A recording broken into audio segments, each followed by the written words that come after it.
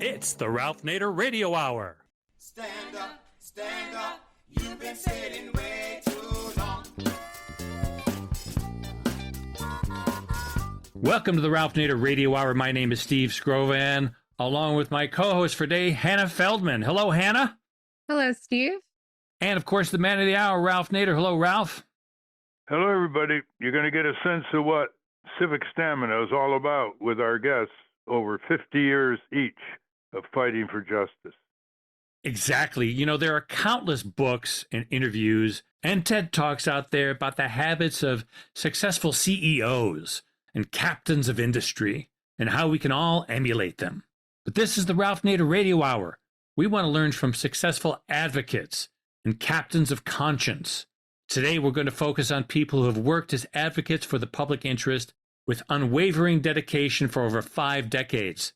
That's why today we're going to welcome Barry Castleman and Ken Bossong. Barry Castleman is a chemical engineer who has worked with public interest groups all over the world on the control of asbestos and other chemical hazards.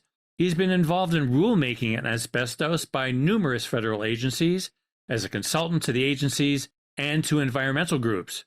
He has testified as an expert witness in civil litigation in the U.S. on the history of asbestos as a public health problem. And also joining us will be Ken Bossong, the executive director of the Sunday campaign. Mr. Bossong served as the energy program co-director at the Center for Science in the Public Interest in the early 1970s, and since then he has advocated for solar energy and other renewables. Today we're going to find out about their work, what keeps them going, how do they measure success, and what's the key to their stamina. After that, we're going to close the show with our resident international law expert, Bruce Fein.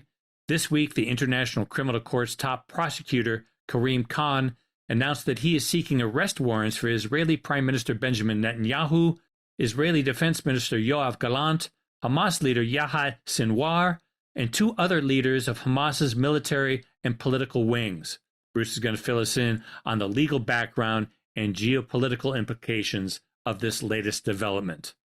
As always, somewhere in the middle, we'll check in with our intrepid corporate crime reporter, Russell Mokhiber. But first, let's get some insights from our 2 captains of conscience. Hannah? Barry Castleman is a chemical engineer, environmentalist, and researcher specializing in health issues. He is the author of Asbestos, Medical and Legal Aspects, and has worked with public interest groups around the world over the past 50 years on the control of asbestos and chemical hazards. Mr. Castleman has been involved in rulemaking on asbestos by numerous federal agencies as a consultant to the agencies and to environmental groups. He has testified as an expert witness in civil litigation in the U.S. on the history of asbestos as a public health problem and the reasons for failure to properly control asbestos hazards. Welcome to the Ralph Nader Radio Hour, Barry Castleman. Thank you. And our other guest, Ken Bossong, is the executive director of the Sunday campaign, a nonprofit research and educational organization he founded in 1992 to aggressively promote sustainable energy technologies as cost-effective alternatives to nuclear power and fossil fuels. Mr. Bossong has advocated for solar energy and other renewable energy for more than 50 years, and he previously served as director of the Critical Mass Energy Project at Public Citizen. Welcome to the Ralph Nader Radio Hour, Ken Bossong. Thank you very much. Welcome to both of you, Barry and Ken. Let's start with Ken, the solar energy champion of our country. Way back when the nuclear energy guys used to call solar energy contemptuously as just so much, quote, sophisticated plumbing, unquote, unworthy of their expansive knowledge of physics and nuclear technology. Ken, tell us where you graduated from school, what was your first effort, and you decided at some point you just wanted to go it alone and every day do what had to be done, no bureaucracy, just Ken Bossong out of his small office in Maryland, reaching the country and the world when not many people were talking about solar energy, solar thermal, solar photovoltaic, passive solar architecture, and of course, wind power. How did you get into this line of advocacy before we go into the issue of stamina?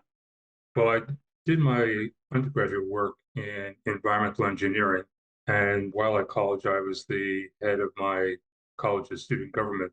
In those capacities, I played a small role in the very first Earth Day in 1970. And at that time, I made a commitment to myself to do one of two things: either come to Washington and work on environmental issues or join the Peace Corps. I did eventually join the Peace Corps, but not until many years later. When I came to DC, though, after getting my master's degree in August 1973, I volunteered for an organization called the Center for Science in the Public Interest, which I believe you're well acquainted. And I volunteered there for about 3 weeks. The staff liked my work, offered me a full-time job, and I began working full-time about 2 weeks before the beginning of the 1973 Arab oil embargo. I was asked to be the organization's front person or representative on energy issues, and I have really never turned back since then. I've worked in several different organizations, sometimes with the staff, sometimes without. Usually I prefer to work on my own, but to work with many other people. And that is what the Sunday campaign is structured to do. It's an organization that has a fairly large mailing list, but I work as an individual, producing reports, newsletters, sometimes setting up events, acting as a consultant on issues. And in the past, I have also worked as a community organizer, as a congressional lobbyist, and as an author. I've published probably 400 or 500 papers over the past 50 years on renewable energy, with an emphasis on solar and wind particularly. And you also created the Sunday along with people who established Earth Day. Tell us about that. Well, the Sunday program is actually the brainchild of Dennis Hayes, who was one of the co-founders of the original 1970 Earth Day. In 1978, Dennis tried to replicate the success of Earth Day by having a nationwide program focusing on promoting solar energy nationwide. It was quite successful, but unfortunately, with the advent of the Reagan administration in 1981, most efforts promoting solar on the national level came to a screeching halt. To address that, I and some colleagues ultimately created the Sunday campaign based on the name that Dennis had created many years earlier to try to resurrect interest in solar. And I think while we have not accomplished anything close to what we need to be doing, we've had a modest amount of success. Just very briefly, solar alone, not including other renewables, but solar alone is now about 6% of the nation's electricity supply. It's about 9% of the nation's energy generating capacity. Just this past week, the US passed the 5 million mark in terms of new solar installations on rooftops around the country. And the prognosis, I think, in this country is for solar to be probably about 15 to 20% of our generating capacity within the next 3 to 5 years, and probably 10% or more of our electricity in the same time period. So we've made a lot of progress, starting from a base in 1975, for example, of no solar, but we have a long way to go to address climate change issues and to provide a credible alternative to nuclear power. If I included wind and hydro and biomass and geothermal combined, those technologies are now accounting for more than 30% of the nation's generating capacity. This year combined, they should be providing about 5 to 25% of the nation's electrical generation. And they are maybe 12% of the total energy consumed in the United States if you also include transportation, manufacturing, agriculture, and other end uses. Well, the efforts by the oil, gas, coal company, nuclear industry to discredit solar are endless, and they don't stop, even though Texas now is a huge wind-producing state. It's got a tremendous expansion in this oil-rich Texas, as it used to be called. Let's go through some of the objections they have. First, they say solar only works when the sun is out or when the wind is blowing. Can you explain that? Well, in the most technical sense, that is true.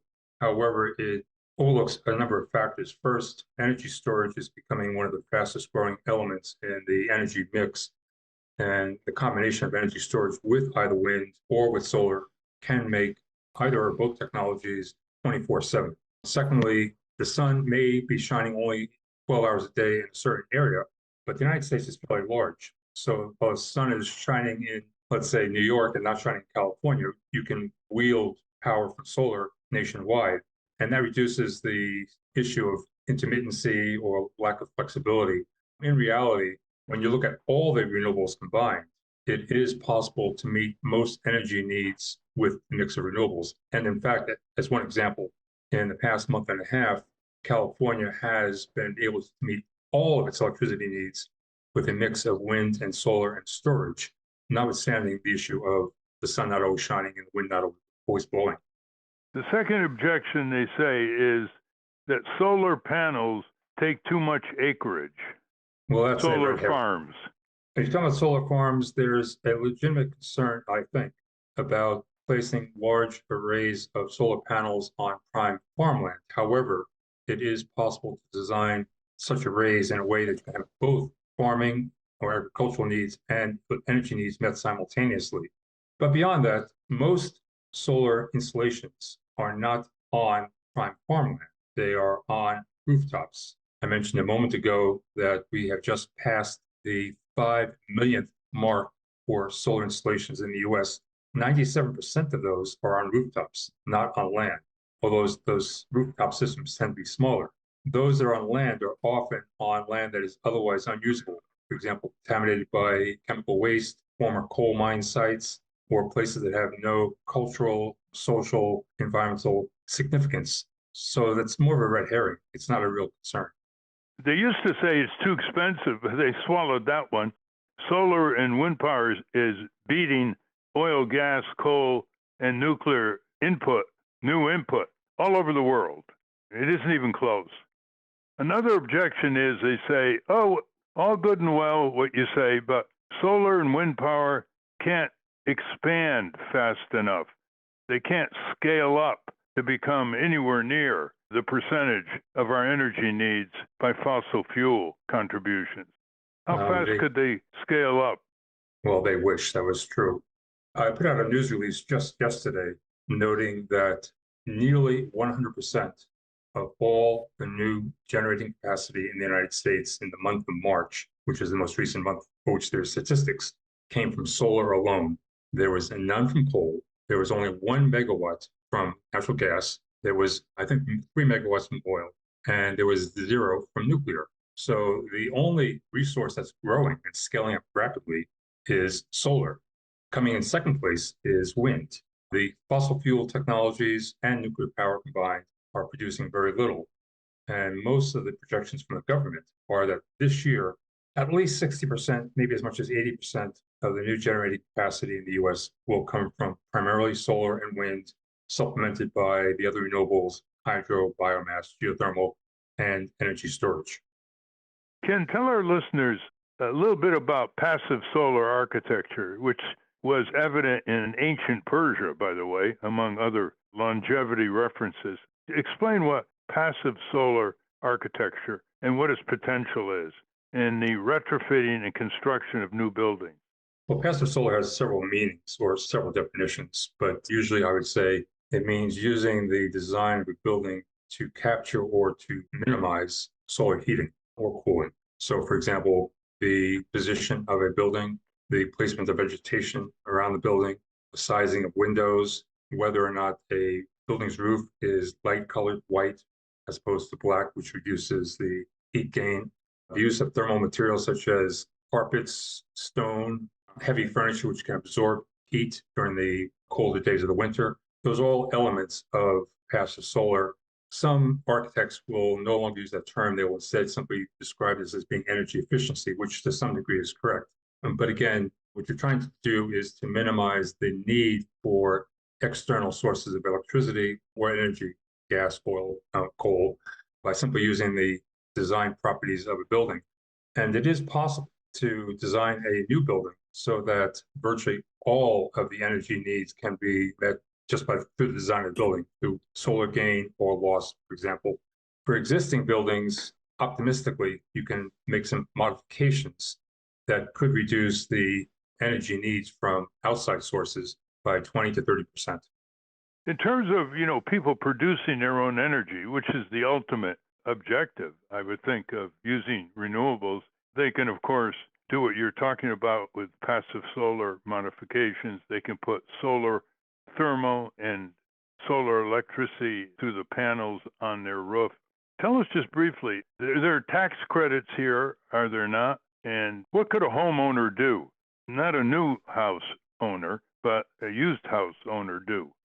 Well, the tax credits in terms of solar are for active solar systems, that is, panels on your roof. While this is not universally true, in most instances, a homeowner can profitably install active solar on the roof of their home anywhere in the country, including Alaska, and the tax credits make it affordable. The payback time varies a lot depending on the design of the system and the location of the system. But on average, the payback for an active solar system is about 7 years, which incorporates the use of both state and federal tax credits. Beyond using solar, there are other options. Geothermal heat pumps are a good option for reducing the heat load in a house. Again, there are tax credits both on the state and the federal level for doing that. And there's a wide variety of efficiency measures that a homeowner can tap into, ranging from more efficient lights to better insulation to insulated windows. The list is pretty long. And again, for many of these options, there are tax credits. Even for people who do not own their own home, that is renters such as myself, there are growing opportunities now to acquire solar through what are called community solar gardens, where a person can buy solar from a centralized system in their community. It's relatively inexpensive, becoming very popular. It's one of the fastest growing sources of new solar in the country. On a personal note, Ken, people have described you as a solar monk. What keeps you going? How do you fund yourself? You live on a very modest budget. And tell people where your resilience, drive, commitment, stamina come from, and how you fund your livelihood. Well, most of my work now is supported by donations. As you said, we operate on a very small budget. One of the fortunate things about being a person on Social Security, my financial needs are not that high. What keeps me going? Basically, the bad guys. I am always ginned up by the challenge of confronting people who are doing things which I consider to be socially, environmentally irresponsible. And as you pointed out with the example of the oil companies, there's never been a shortage of people who are trying to do things that I think are damaging. And that actually just gets my juices flowing on a regular basis. I enjoy the challenge of confronting irresponsible decision makers, and I enjoy doing research to come up with arguments against what they want to do. I enjoy providing information to colleagues who are also doing similar work. And it's every morning is a new opportunity to do that. I've never been at a loss for energy or enthusiasm for my work. And how many years have you been at it? And who was president when you started? Well, if you mean when I came to Washington, D.C., that was 1973, and that was Nixon. And indirectly, I owe him some degree of gratitude because he set up an office in the Office of Management and Budget shortly after the Arab oil embargo to investigate strategies for addressing the energy crisis at the time. And I was invited, and I don't know how or why, but I was invited to serve on that group of advisors. So my start goes back to Nixon. However, my political start goes back to probably Kennedy. His call for ask what you can do for your country, not what your country can do for you, resonated with me. I remember him saying that, and it has been a guiding light of mine pretty much ever since. Well, before we get to Barry Castleman, give our listeners your website or how they can get in touch with you or get more information. The best way is actually through our email address, and that is sun-day-campaign@hotmail.com. Okay, well, you're going to come back in our little round table. Let's go to Barry Castleman now. Welcome, Barry. Well, you've had your own longevity record, again, over 50 years. Tell us how you got into this effort, where you went to school, and how you began focusing on one of the greatest industrial material killers in American history, deadly asbestos. Thanks, Ralph. So I started learning about air pollution going back for the master's degree in 1970 and 1971. And so being an engineer, not knowing anything about public health, I started reading about the health effects of air pollutants and soon started reading about asbestos. And I was amazed at how dangerous this stuff was. that it was causing cancer, not only among the workers, a characteristic cancer that asbestos caused called mesothelioma. And this was occurring not just among the workers, but among the people who lived in the households of the workers, among the neighbors of the asbestos air pollution point sources. And, I thought of the millions of construction workers out there and all their family members and all the people that live near these construction sites and shipyards. I mean, the population at risk, as we say in public health, was enormous, maybe half or more of the US population by the time you start throwing in consumer products. So I wound up writing my master's thesis about the health effects of asbestos and going to work as an air pollution control official for the Baltimore County Health Department. So once I was looking for it, I went around to the local brewery and found they were using asbestos filters and got them to stop at Carling.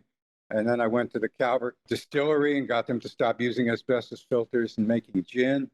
We put out warnings to brake mechanics to tell them not to use compressed air hoses to blow out brake assemblies because of the cancer hazard. None of the companies making brake linings were putting warning labels on their products. Yet this is by the end of 1972. And there was a new OSHA regulation that actually required that they put those warnings on, which they eventually did, but they weren't doing it yet. And so I got involved with these. Right around this time, I wrote to Public Citizen, and it was referred to the Center for Science in the Public Interest, the group that Ken was talking about, and wound up working there on asbestos and toxic chemicals. I was starting to see how these environmental groups and consumer protection groups could interact with federal agencies and bring about needed public change. I worked with the leading expert on asbestos in New York, a medical doctor called Irving Selikoff. And when Selikoff would, for example, find that the intravenous drugs were contaminated with asbestos used in filtering them and told the FDA in 1968 they didn't do anything. He published it in Science magazine in 1972. They still didn't do anything. And so I worked with the Center for Science in the Public Interest and the Environmental Defense Fund, and we petitioned the FDA. We filed a legal petition drawn up mainly by the lawyers at EDF, and finally did get the FDA to stop the use of asbestos filters in preparing intravenous drugs. Similarly, when Selikoff found that drywall patching compounds, because he had a large team of people, and they published studies showing that these joint compounds, taping compounds, and so on, involved a very heavy exposure to asbestos from dry mixing of the powders with water, and then the sanding, and then the sweeping up of these drywall patching compounds. A consumer wrote to the Consumer Product Safety Commission saying, look, some of the products that Selikoff wrote about had no asbestos in them at all. Why don't you ban asbestos in these products? And the chairman of the Consumer Product Safety Commission, who would later go on to work for the Formaldehyde Institute, wrote back a letter saying, we'd like it if they'd stop using asbestos, but we're not going to make them do anything. And so I went over to the people. By this time, I was working as an independent consultant. It was 1975. And I printed up some business cards. After making up the business cards, I went to work for the Natural Resource Defense Council and the Environmental Defense Fund on chemical projects and asbestos that they were working on, things like chemicals that were used as flame retardants on infant sleepwear and vinyl chloride air pollution, cancer-causing substance, things like that. So with the asbestos patching compounds, we did eventually get those products banned, and they were using 10,000 tons a year of asbestos in these products at the time that we started our efforts. And so we were successful in getting the government to stop the use of asbestos in these products that were used by millions of people. And listeners to know that tort law was very relevant here. The trial lawyers brought hundreds of thousands of cases, settled them or tried them for totals of billions of dollars of compensation for next of kin or very sick asbestos victims. And they even drove some of the big companies into bankruptcy. The companies decided to disappear before they reappeared under an enabling bankruptcy laws. And so that was another dimension. As you said, you were expert witness in these trials. It got a lot of technical information out to the public and to regulators. Now, if someone was asking the question, Barry, right now, is asbestos allowed to be produced? Is it allowed in products? If so, which ones? And when did the ban go into effect and by what agency? Well, the EPA tried to ban asbestos in 1989, And that was challenged by industry, and the ban was overturned by New Orleans Court of Appeals. The EPA did not appeal that to the Supreme Court. And so there's still no ban, technically, although the EPA has moved to basically establish a ban through regulation within the last year. And that is a process that's now also going before the courts. There's a parallel effort to ban asbestos through legislation, which still is kind of stalled, just like just about everything in terms of Congress. What keeps you going all these years? Well, I still work with people all over the world trying to keep this catastrophe from happening in other countries. I've been on the ground in about 25 countries working with people on asbestos and toxic chemical control and providing information so that the people can be adequately informed. I've drafted reports that have been published by the World Bank and the World Health Organization on substitutes for the main asbestos products still used in the world, which are asbestos cement sheets and pipes. You see these gray corrugated sheeting roofs all over the developing world, and that's asbestos cement. And when you drill or saw or otherwise break up these materials, you can have very high levels of airborne asbestos exposure. And so these products should be replaced. The World Bank and the World Health Organization and the International Labor Organization have been calling for all countries to ban asbestos since 2006. And over 60 countries have banned asbestos. So, we're making some progress, but there's still about 1/5 of the amount of asbestos used in the world that was at its peak in 1975. And most of that's in Asian countries. In other words, you're making progress in all directions, which is enough to keep people motivated year after year, as you have been. Ken and Barry, do you have any questions or comments to ask each other? Well, I was just glad to hear from Ken. I hadn't seen him in a long, long time at the Center for Science and the Public Interest. And I'm glad to see that he's doing these things. And it's nice to find another person who found a way to do this in an individual way, not necessarily as a part of an institution or an organization, but working with institutions, organizations, the media, whoever, academics, whoever you can work with to try and bring about change. Ken? I'd like to actually offer a memory about Barry. Again, this goes back 45, 48 years ago, but I recall he walked into the office one day with a prototype of a plastic bottle that Coca-Cola was planning to convert from glass bottles to using plastic. And he made the comment that this is a potential long-term problem. And that memory has come back to me on a regular basis over the past 4 decades, the more and more I read about plastic pollution. So, Barry, thank you for your foresight, but also for the bad memory. Barry, tell our listeners how they can reach you. My email address is barry.castleman@gmail.com, BARRY.CASTLEMAN. Okay, Steve? Gentlemen, Ralph has always said one of the most important roles of a leader is to create more leaders.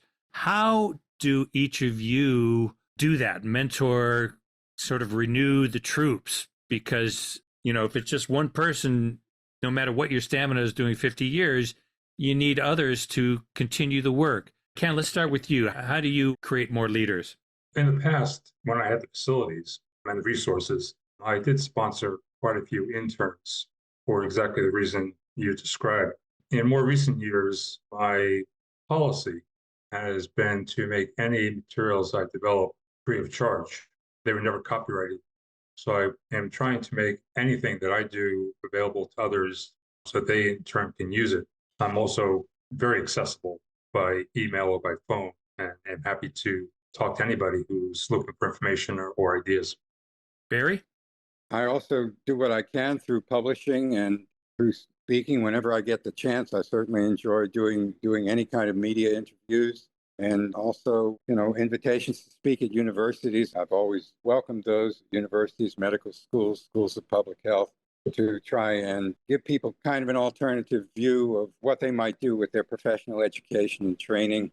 I remember speaking to students at Johns Hopkins about 30 years ago about careers in international public health, and talking to them about how they should try and listen into themselves and think about what it is they'd really like to do, what they're really interested in, and try to follow that rather than following the money or auctioning themselves off to the highest bidder when they graduate from Hopkins.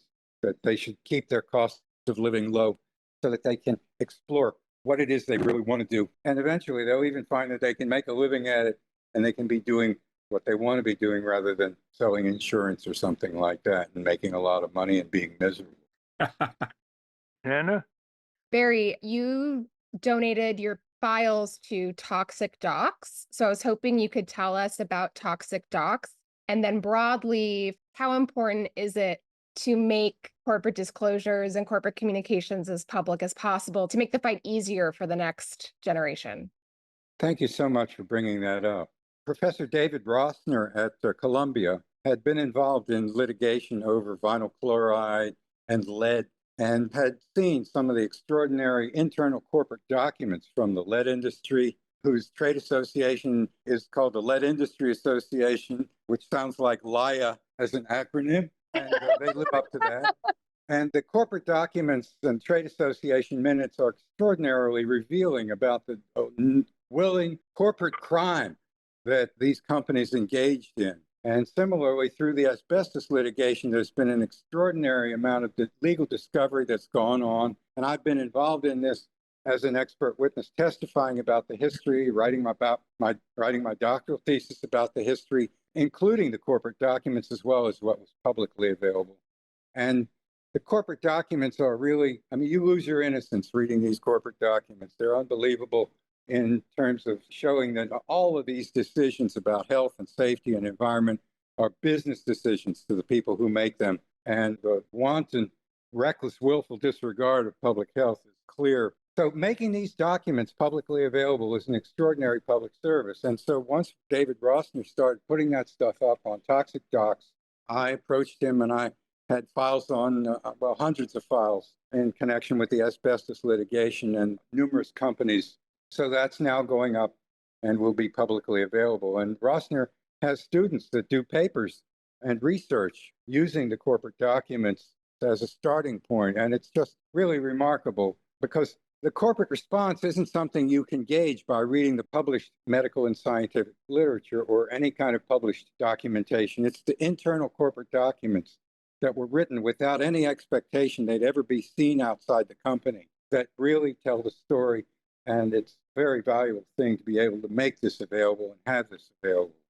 Well, we're out of time. Unfortunately, we've been speaking with Ken Bossong, the solar energy advocate par excellence, and with Barry Castleman, advocate against a whole range of deadly toxic materials, especially asbestos.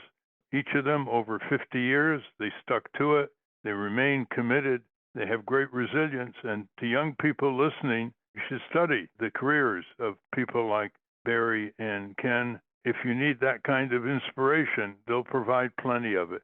Thank you very much, Ken Bossong and Barry Castleman. Good luck to you in the future. Thanks, Ralph. Thank you, Ralph. We've been speaking with Barry Castleman and Ken Bossong. We will link to their work at ralphnaderradiohour.com. Up next, what does it mean when the International Criminal Court puts out an arrest warrant? We'll ask international law expert Bruce Fein. But first, let's check in with our corporate crime reporter, Russell Mokhiber.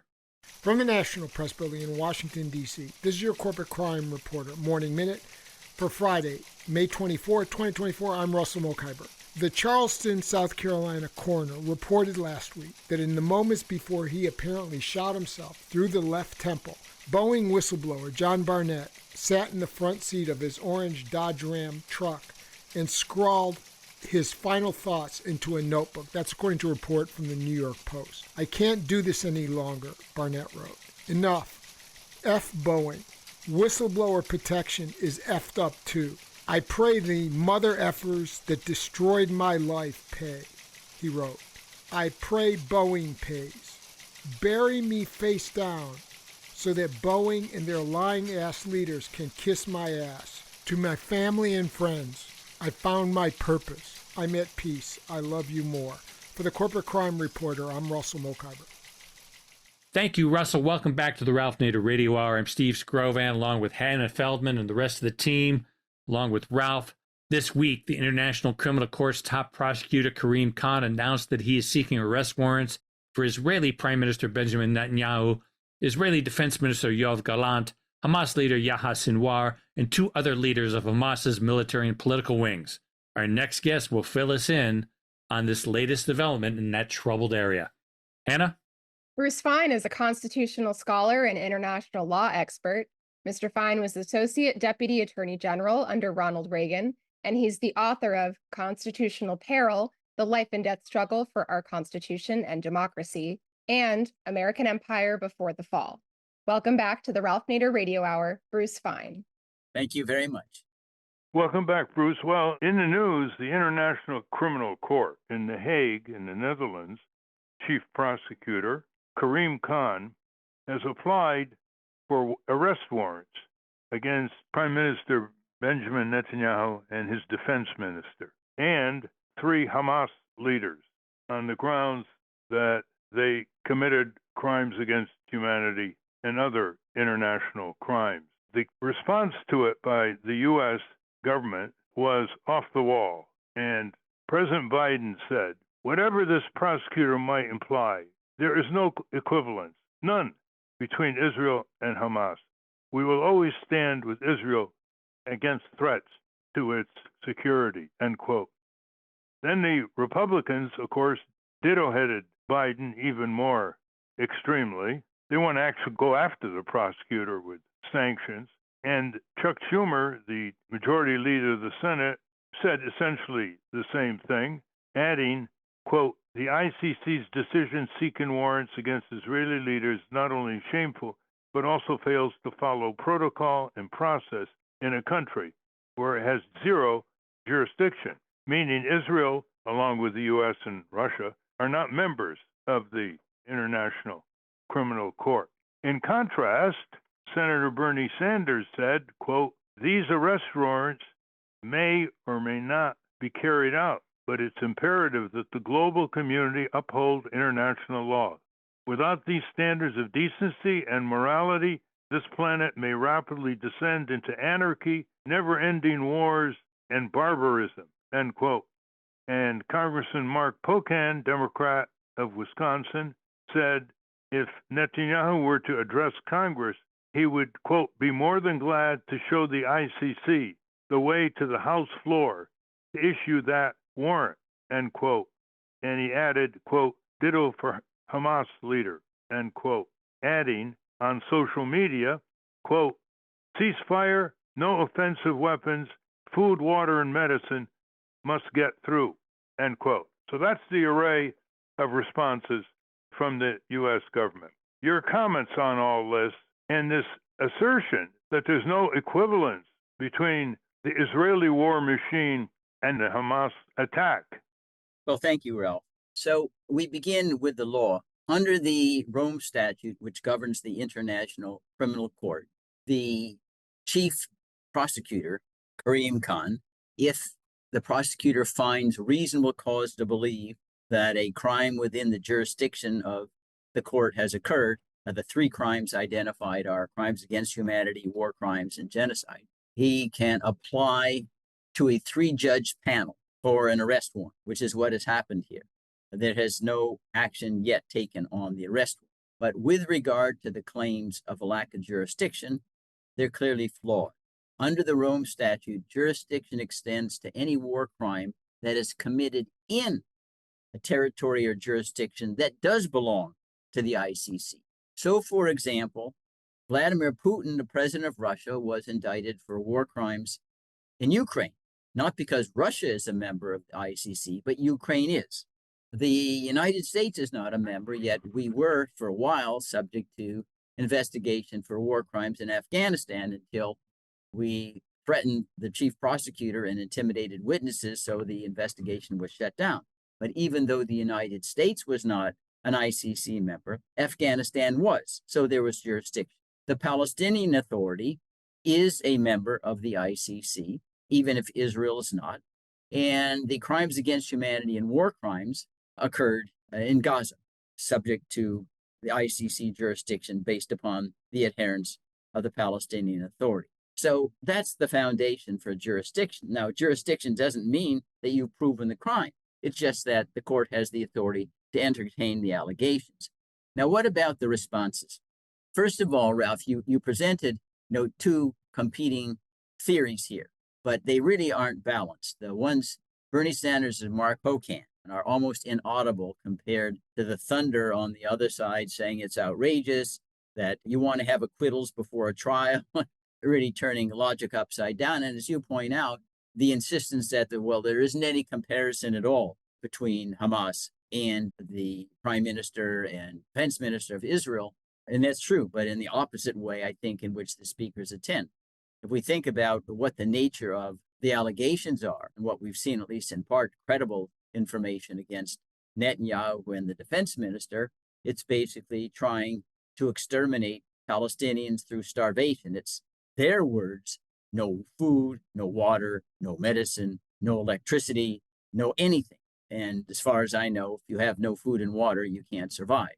So in terms of the industrial scale violence, it's all on the Israeli side, not on the Hamas side. Not that I'm trying to defend, Hamas's killing of civilians, but if we're talking about scale, yeah, it's really, really quite incredible that Israel, which is perhaps the safest it's ever been in the Middle East, it's got the weapons, it's got the economy, it has the United States at its back, and then all these ridiculous statements, they're going to be thrown into the sea. Because if you teenagers say, from the river to the sea, they say, okay, now we'll slaughter civilian populations because we don't like the song, although it originated with Lakud, not with the Palestinians. So that's where we are as a matter of law. I do think, Ralph, that because you can't really have, due process on a battlefield, people get killed, it underscores the importance, if you're going to have any accountability at all, you've got to have journalism and end the censorship of the battlefield other than the location of warriors. At least journalists don't purport to have ulterior motives. They're out there to do journalism, which is to listen to both sides, and it provides some accountability. Unfortunately, what we have in Israel and in Gaza, you don't have open journalism. You're there, you're in a free fire zone, like Shireen Akhla experienced is reporting for Al Jazeera. And I think one of the efforts that should come out of this war is an amendment to the international law to make killing journalists in wartime a war crime, same standard as rape. Now, it's not going to be a panacea, but at least help and send a signal that we know without journalism there, it's going to be a lot more grisly. Then at least there's a little bit of sunshine. Speaking of the absence of journalism, Joe Biden has given Netanyahu everything he wants and more: weapons, political, diplomatic cover, and so forth. But he hasn't demanded that Netanyahu allow Israeli, Western, and American journalists into Gaza's war correspondents to document what's going on. They are barred, and Israel has often implemented 72-hour internet blackouts, and they've killed scores of Palestinian journalists who live in Gaza in an attempt to keep the truth from coming out. And Biden doesn't even say to Netanyahu, I want American journalists in there to report back to the American people and the taxpayers what's actually going on. He doesn't even rise to that occasion. He's a very tortured soul. Yeah, I mean, on the one hand, in fact, he's told Israel, at least sotto voce, you can do whatever you want. I may use language that's a little bit critical, but don't worry. You'll get all the weapons you want. You get all the money you want. You get all the defense you need at the UN. We'll oppose recognizing Palestinian statehood. We'll oppose any kind of ceasefire in the Security Council. Look at what we do, which is you do whatever you want. And that's the language that he has stated yesterday in response to the arrest warrant applications against Netanyahu and Gallant, the defense minister. He said, without any conditions, we will always stand by Israel, no matter what it does. It can commit genocide, can commit super genocide. We'll never walk away from it. So Biden, I don't know whether he's tortured. Maybe there's a little bit because he does feel sufficiently compelled verbally to reprimand Netanyahu. But the reality is nothing ever happens. And in terms of exercising any leverage over Israel, and look at how fast they were, freeze the assets of the prosecutor at the ICC. Let's try to coerce the tribunal so it's worried about actually doing justice in the case. That took like 24 hours or less. In Israel, nothing ever happened. Well, they paused the weapon shipments for about 8 hours, which really didn't accomplish anything in terms of diminishing the violence out there. The Republicans want to go further. They want to go after the prosecutor. They want to go after the International Criminal Court. I mean, these are the most lawless legislators, arguably, in American history. For sure. They basically are aiding and abetting Israeli genocide, Israeli violations of all kinds of international law, using not only weaponry in violation of 5 federal statutes, including the Leahy Amendment, but they're bombing other countries. Syria, they've bombed hundreds of times. It's embroiled in a civil war and couldn't even verbally object. They bombed Damascus International Airport twice, all in violation of federal statutes. And listeners might want to know that retired Senator Pat Leahy has written an op-ed in the Washington Post basically saying, I drafted the Leahy Amendment and it applies to Israel, if you want to read it. So what about this counterattack, which is really extraordinary? Yeah, yeah, it is. I mean, the counterattack is to just use ad hominem phrases, no evidence. I mean, that's what Netanyahu, his response to the application for arrest warrant was, well, the chief prosecutor is one of the great anti-Semites in modern times. You call that a defense? I mean, that's Donald Trump. That's ad hominem attack. What about the evidence, What about all the people who are dead? What about babies dying in incubators? What about the starvation? What about the minimization of any kind of trucks getting through to supply humanitarian aid? He doesn't mention any of that. But it really is, it's quite stunning. But one thing that I would mention, Ralph, and this shows, I think, how weak and atrophied Congress is. In Senator Leahy's, he's not in the Senate anymore, but in his column in the Washington Post, he noted that he was making these protests against Israel long before October 7th. And you have to figure, well, why didn't he cut off the funds? He writes in his article, and similar to what Senator Chris Van Hollen has done and other Washington Post articles, says, well, I talked to the State Department repeatedly and complained. State Department just stiff-armed Van Hollen. But they got all the power to shut this down. We remember, Ralph, in the Vietnam War, they used the power of the purses, that there's no monies for the United States that are going to be used to conduct combat operations over Indochina. That was the end of the Vietnam War. Until that happened, the presidents were going to continue fighting. And so even the ones who recognize the illegalities, they just are craven when it comes to imposing any kind of redress. Well, let's follow up. Let's say the arrest warrants was issued. What's the next step? And what countries would Netanyahu and the Hamas leaders not be able to travel to for fear of being arrested under the ICC arrest warrant? Any signatory to the ICC, I believe there are 124 nations or signatories. They would have an obligation to arrest those named in the arrest warrants. Now, sometimes nations don't follow their obligations. I remember when, and it's still true at present when we speak, the former president of Sudan, Omar Bashir, he's under indictment for genocide. He visited South Africa. South Africa didn't arrest him. They let him get back. They let him get away. He's now back for other political reasons in Sudan. So he's sitting there. When Putin, of course, he's got an arrest warrant too, but he visits China and North Korea, the places that aren't signatories, so they don't have the obligation to arrest them. But it means that he's not going to travel, outside. And I doubt whether the Israelis are going to travel outside their countries anymore, as long as these arrest warrants. But again, right now, they're just applications. So until the arrest warrants issue, there's no obligation to actually make an arrest. Well, the ICC has been quite discriminatory in the past. Almost all of their arrest warrants have been on African and third world dictators or war criminals, except for Vladimir Putin. He's the first white man that they've issued an arrest warrant for. How do you explain that? I mean, it's just pretty extraordinary, given the forces of empire emanating from countries that are dominated by white men. What's the story here? So you're right. It's just a variation of what Thucydides wrote about in the history of the Peloponnesian War. The strong do what they can, the weak suffer what they must. We were the ones who put pressure on, even though we're not members of the ICC and other Europeans, but through us, to issue the arrest warrant and the indictment, the charge against Putin. And whatever else we want to talk about, the ICC is a creation of the United Nations. And so it's driven by politics, not as much as the General Assembly, but there's still politics in this.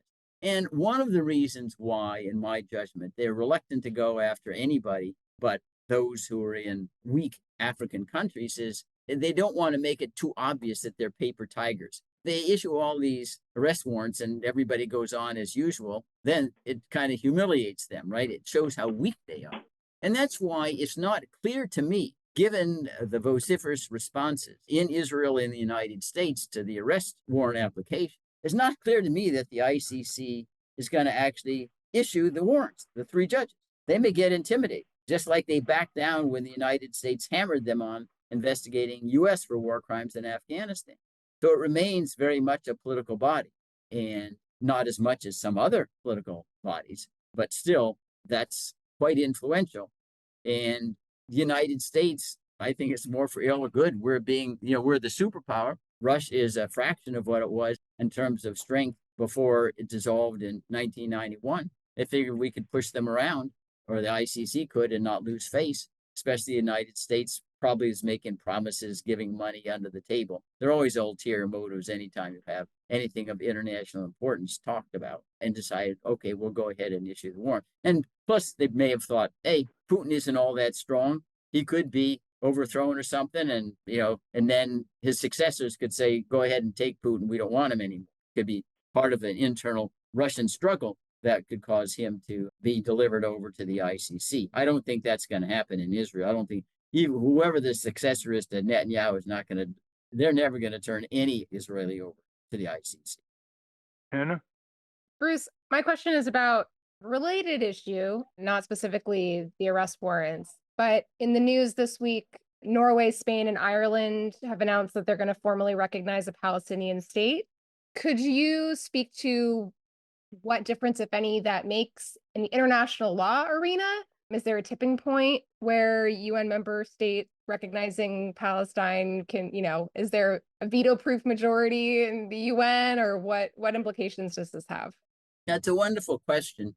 Well, let's talk about the UN first. In order to admit a new member to the UN, you need not only the General Assembly approval, but Security Council. And the United States, and recently we voted against, the only vote against, I think, other than Israel, in the General Assembly to recognize Palestinian state as a member of the UN, but you got to get the Security Council to approve it, and we clearly would veto that. So they're not going to get into the UN, for the foreseeable future. Now, as regards to international law in general, it's not required that everyone recognize you as a nation in order to have interactions with other countries, sign treaties and things like that. Taiwan is recognized only by 11 countries now. Even Kosovo today, I think it maybe has 100 countries recognize it, and a very large number do not. So I think that in general, although it doesn't really change a whole lot on the legal chessboard, that the more countries that recognize a Palestinian statehood, the more pressure there will be on the United States to do something that acknowledges their right. They basically are half acknowledged their right by saying we're for a two-state solution, which means we're for a Palestinian state. And then we turn around and say, but unless Israel agrees to it, we're not for the Palestinian state. The one other element that comes into play, however, is that there are various tribunals, jurisdictions that can be employed only by a state. So the more that we have international recognition of a Palestinian state, it then would have standing, instead of South Africa, to go to the International Court of Justice and say, we want a declaration that genocide is being committed against us by Israel. So there are small ways in which I think the greater the recognition, the greater the legal standing Palestine has, at least some international body. Before we conclude, Bruce Fein, explain what universal jurisdiction means under international law and how that relates to the International Criminal Court. So universal jurisdiction describes a category of crimes that are sought so atrocious that they threaten civilization itself. And therefore, the crimes are perceived as having been committed against the whole world, everywhere in the world. The primary crimes of that sort are extrajudicial killings or torture or genocide. And if you have universal crime that triggers universal jurisdiction, it means that any nation in the world, if it chooses to, can prosecute the crime in its courts. And of course, they're not required to prosecute, but they have the option because it's a universal crime. Listeners, remember, it takes 1% or less in congressional districts representing the will of the American people under the Constitution, we the people, to turn Congress around. So don't get too discouraged. Just get informed in ways that Bruce is doing to motivate you to reach that 1% level in congressional districts of organized citizenry. Because most people want peace. The people who want war get more visibility, they get more media. But the vast majority of people want peace, they want the golden rule, they want justice. Thank you very much, Bruce. Thank you. We've been speaking with Bruce Fein. We will link to his work at ralphnaderradiohour.com. And that's our show. I want to thank our guests again, Barry Castleman, Ken Bossong, and Bruce Fein. For those of you listening on the radio, we're going to cut out now. For you podcast listeners, stay tuned for bonus material we call The Wrap-Up, featuring Francesco DeSantis with In Case You Haven't Heard. A transcript of this program will appear on the Ralph Nader Radio Hour Substack site soon after the episode is posted. Subscribe to us on our Ralph Nader Radio Hour YouTube channel, and for Ralph's weekly column, it's free. Go to nader.org. For more from Russell Mokhiber, go to corporatecrimereporter.com. The American Museum of Tort Law has gone virtual. Go to tortmuseum.org to explore the exhibits, take a virtual tour, and learn about iconic tort cases from history. We have a new issue of the Capitol Hill Citizen out now. To order your copy of the Capitol Hill Citizen, Democracy Dies in Broad Daylight, go to capitolhillcitizen.com. And remember, to continue the conversation after each show, go to the comments section at ralphnaderradiohour.com and post a comment or question on this week's episode. The producers of the Ralph Nader Radio Hour are Jimmy Lee Wirt, Anna Feldman, and Matthew Marin. Our executive producer is Alan Minsky. Our theme music, Stand Up, Rise Up, was written and performed by Kemp Harris. Our proofreader is Elizabeth Solomon. Our social media manager is Stephen Wendt. Join us next week on the Ralph Nader Radio Hour. Thank you, Ralph. Thank you, everybody. I think our listeners would like my page one article on the new Capitol Hill Citizen. It's really a serious proposal for people to buy back Congress. Step up. I think that you should step